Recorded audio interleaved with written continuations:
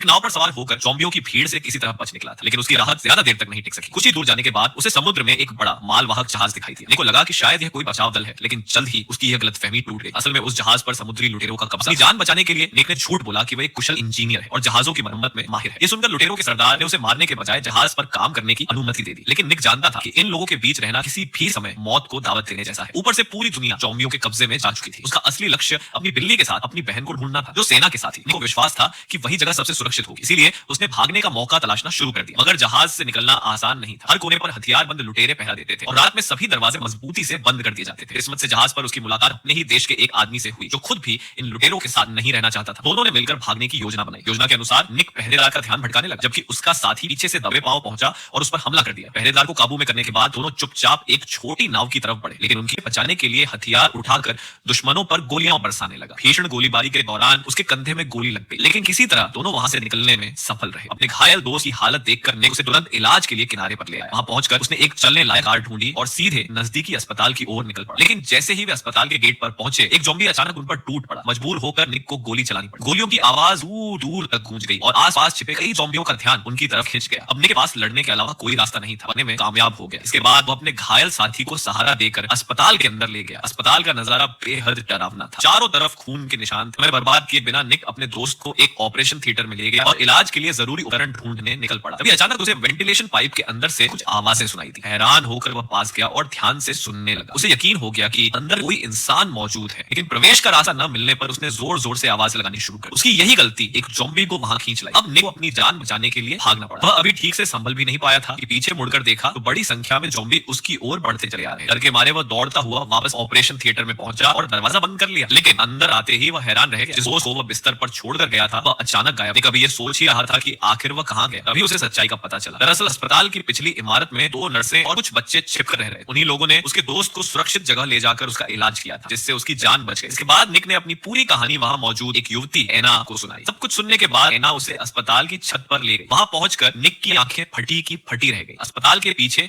एक हेलीकॉप्टर खड़ा था, जो उन्हें इस नरक जैसी जगह से बाहर निकाल सकता था, लेकिन एक बड़ी